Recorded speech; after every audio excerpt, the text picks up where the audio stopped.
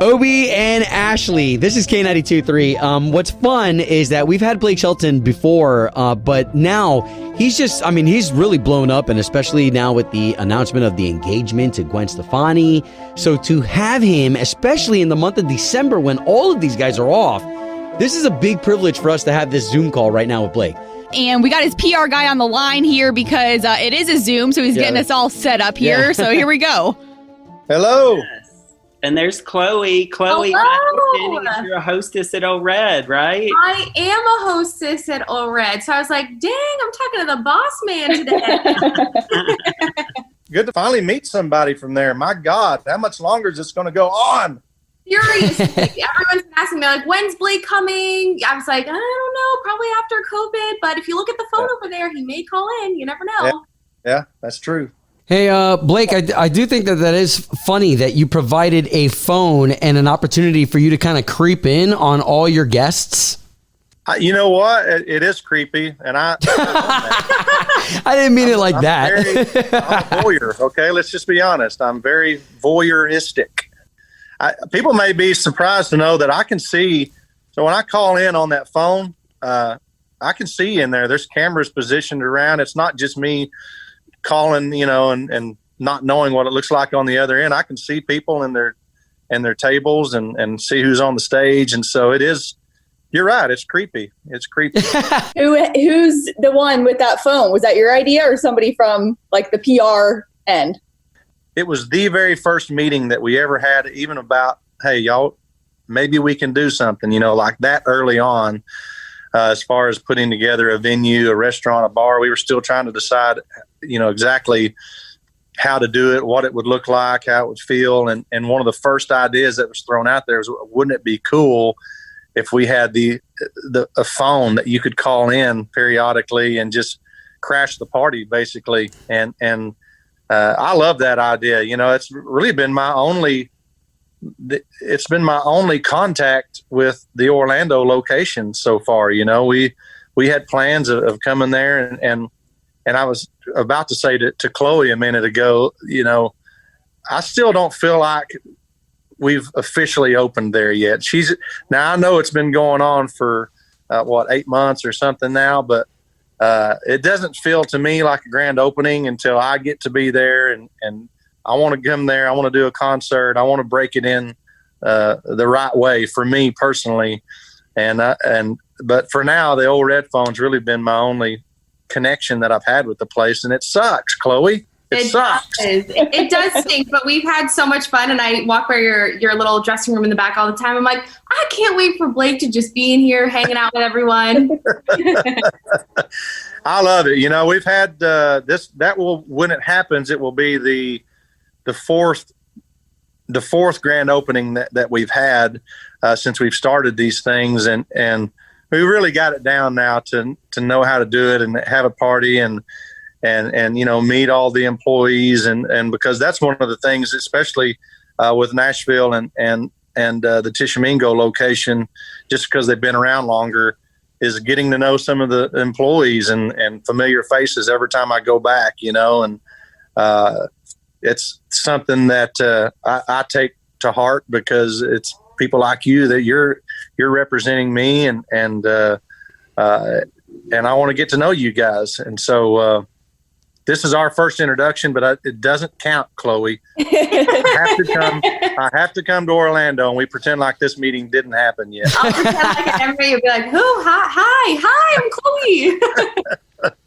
Oh man, but it's good to see you, and really for us locals here, for us to have an essence, because Blake, really, that's what you've afforded Orlando and all of your locations, is you've afforded us an essence of you. And it's gone beyond country. Now you've been able to kind of reach us on this global scale where, dude, you put out these genuine vibes, and now we get it even in the form of a restaurant. So thank you for that. Well, there's three things that obviously I love: country music, drinking, and eating. So hopefully that all comes across in my Ole Red locations. I'm all about, and I always have been, having a good time, and I don't take myself seriously. And that's what I want the Ole Reds to feel like, a good time when you come there. Have a good meal, have some live country music on the stage, have a drink if you want one.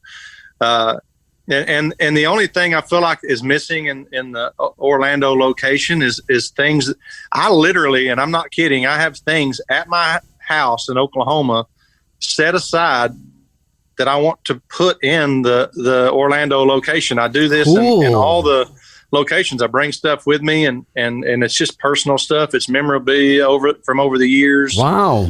Awards. I never keep, if I'm lucky enough to win an award, I never put those things in my house. I put them in the Ole Red location. So I have some awards that I want to put in there, some CMAs, ACMs. I just won an American Music Award last week, and I've got that literally sitting aside, waiting to go into the Orlando location because they're extensions of me, So I'm proud of that stuff, and I'm proud of those locations. And so, man, when can we do this? It's driving me crazy. Hey, we're right there with you. And I was thinking about The Voice the other night. You're on there and you're watching all these performers. Do you ever look at some of them and be like, oh man, I'd love to put them in an Ole Red location to perform? Yeah, well, it's funny that you asked me that because getting back to that first meeting that we ever even had about, these locations and if we were going to do this, one of the big things for me and for Ryman Hospitality, honestly, was we wanted there to be live music as much as possible all the time, and then instantly it was like, oh my God, I actually have, now from over the years, probably 100 artists that I would love to have on these stages, these artists that I've worked with over the years at The Voice that,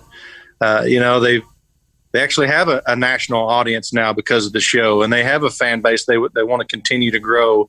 And now I have a place, and I use it in my pitches, by the way, when I'm trying to get somebody on my team. I use that sometimes on the show. I say, hey, I don't know any of these other coaches that actually own their own music venue that you can come perform at anytime you want to, because once you're in the family, you're in the family, Ooh. Yeah. Ooh. I think too, so many people walk through those doors and they're like, there's live music. Like people are just itching for it right now. They want it so bad. And so they come there, they're like, there's live music. You feel some sense of normalcy. It's just kind of like an escape. They love it. Yeah. Chloe's right. I mean, that's been one of the things that we've heard from all the locations is like, man, I'm so glad that Ole Red is, and I'll use Tishomingo for an example because they were really more than any location. It was in an area that really wanted some entertainment, and the fact that people will say to me, man, it's so great to have a place I can go have a beer, sit down and listen to some country music, man, or any kind of music really for that matter, live music, and just kind of turn my brain off and go relax somewhere. And that's really, I feel like what these Ole Red locations have turned into. They're a party sometimes, and sometimes after work, they're a place to go just turn your brain off and have a beer and some good food, Some real good food. So let me ask a personal question, and please forgive me if it's too personal, but does the family like your style of restaurant? Does the family like the food? Does the family even give you suggestions? Oh, well, trust me, my family, they give me suggestions, whether it's food, whether it's music, whatever it is, they always have suggestions for me. But everybody seems to agree that, the food there, there's no way to not love it. Now, it's easy to feel guilty when you're eating it because, look, I have things on there that involve like Lucky Charms, and there's a lot of appetizers, a lot of fried appetizers and things. But look, you see this right here?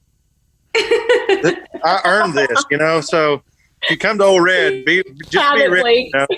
You're probably going to come there with good intentions of getting a salad or something, but let's be real. You're gonna stuff yourself. You're gonna have nachos and French fries and all that stuff, wings and things that you probably didn't plan on having them, but once you see it on the menu, you're gonna have it. Blake, would you say that those things are food items that maybe you would want on, say, like a wedding menu? Oh, that's maybe so. Maybe so. I don't have to dodge that question anymore. It feels so. You're the first person that I've ever been able to go, yes, I am going to have a wedding now.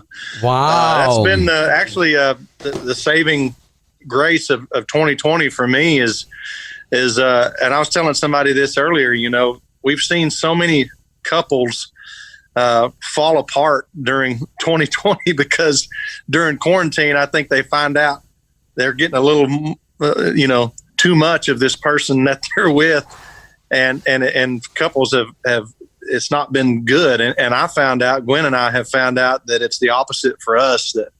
That we're stuck together. We were stuck together for 6 months at one point without ever having a day apart, which to a lot of people may sound like, well, that's not that big of a deal. But when you talk about two musicians who have traveled, for the last 20 years nonstop, it is a big deal for us. And we've just found that we don't ever want to be apart, and so it was perfect to find out that about this person that I want to share the rest of my life with. And so, of course, I wanted to just take it all the way and ask her to marry me. And so hopefully sometime this coming year, we can find a window and it feels like we can start coming out and mingling as people again, and get this wedding planned. But for now, we don't even have it planned when or anything, because we're just like everybody else in the world. We have no clue what's coming, but hopefully it's getting better. Hey man, we're gonna be so praying. happy for you guys. Yeah, we're gonna be praying for you, because you guys look amazing together. And bro, you got my hairs standing, man. You guys are so genuine. Teary-eyed. Well, Love your love. And speaking of love, congrats, because this week you've got another song headed to the top, another one with Gwen with Happy Anywhere. Thank you. That's actually, if it happens, it's going to be 2 in a row for Gwen and I. When we had Nobody But You, be the big record that it was, we had a meeting with the record label, and I was trying to decide with the label what our next single was going to be. And I was like, man, how about Happy Anywhere? And it was like, really, can we do 2 duets with the same person in a row? And it's like, well, it is 2020 and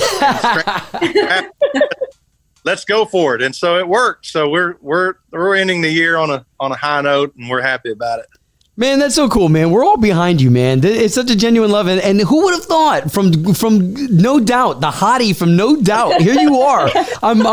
Man, good for the both of you.